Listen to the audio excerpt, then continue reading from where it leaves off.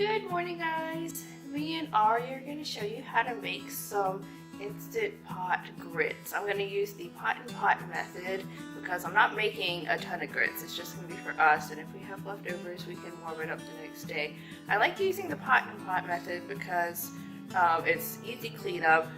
If the grits get too dry, they don't stick to the bottom, and I think they come out more tender. So let me show you how easy this is and very fast. So here are my ingredients. I love these Geechee Boy grits from Charleston, South Carolina. They just have a really good flavor. These are the speckle grits, which is just yellow and white corn grits mixed together. They taste just like regular grits. They just look prettier. So that's my favorite. You can order them online too. I have 1 cup of water for the pot. I'm going to use the trivet that comes with it. Some salt, and I'm going to add a little bit of cheese. And I like to do a equal parts milk and water mixture to make them creamy. I'm going to use this glass dish. You can use any kind of dish you want as long as it fits the circumference of the pot here. Glass, I'm going to add a little bit more time because it takes a little more time to cook in. I'm just going to put my trivet in the pot. And that's just going to make sure that the bottom cooks evenly also. I'm going to pour 1 cup of water just for it to come up to pressure. And then I'm going to add in my bowl here 1/4 cup of grits. And then I'm going to do 1/2 cup of water and 1/2 cup of milk. Okay, I just got my water and milk mixed together there. I'm just going to go ahead and pour it in your container with the grits. And this pot and pot method also works for oatmeal, although I wouldn't use the same ratios. I'll do maybe another video. I'm going to use about 1/2 teaspoon of salt. I'm just going to sprinkle some in. Grits needs quite a bit of salt, more than you think. So you think it's going to be too salty, but it's always tastes better if they're seasoned right. I had grits for the first time and I thought they were really disgusting because my mom would always use the instant grits, and I never had real grits until I met my husband, and now I think that they are delicious. So I'm going to do that, and then I'm going to just add whatever cheese you have on hand. I'm going to add some cheese in there because why not? Yummy.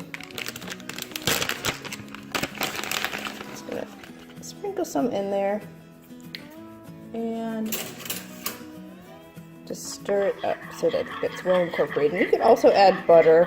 Some people like to make sweet grits also and put sugar in there. Alright, so you're just going to take your container, put it on the trivet, and then just close your pot, turn it to the right. Alright. And you're only going to have to pressurize this for 15 minutes. So I'm going to do manual setting. Manual setting for 15. You're going to hit the minus button and go down to 15. Okay, and then you just let go of the button and it's going to do its thing and come up to pressure when it's ready. Alright, now it says on. And after it comes up to pressure, it's going to count down from 15. One important thing to note is to make sure the vent, turn it to ceiling and not venting, or else you'll wonder why it's not coming up to pressure and not cooking. So make sure you do that. Okay, I just want to show y'all real quick how the number's counting down. As you can see, Ari is trying to reach the buttons. It'll count down, and everyone asks how long it takes to come to pressure, and it really depends on how much liquid and things you have in the pot. I only had that small pot, that small glass jar, and 1 cup of liquid, and it took about 5 minutes for it to come up to pressure. So when you read recipes, a lot of them will say, you know, this recipe only takes 30 minutes to pressurize and cook meat. Well, sometimes if you have a lot of things in there, it could take, you know, 20-30 minutes for it to come up to pressure, so that adds time on.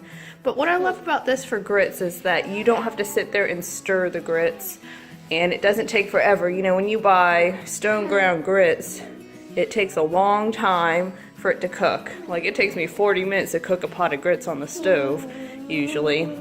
and I don't usually use the Instant Pot for everything, but for things like grits that take forever, I love using it so I don't have to stand over the stove.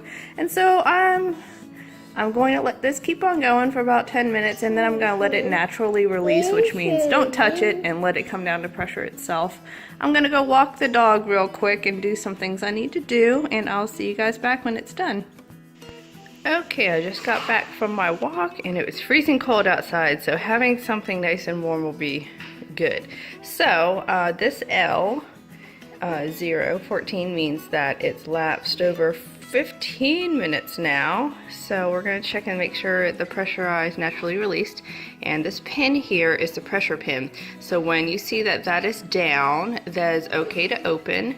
And if you're unsure, you can always turn this to venting and see no steam has come out, so it's released. When the pin is up at the top, that means it's at full pressure. You need to manually release the vent or wait until it goes down. So we're good to go. Let's see what we have here. I'm just gonna put the lid on there. Sorry for the steam. Woo. Okay, so here we go. And as you can see, I'm just gonna stir it around.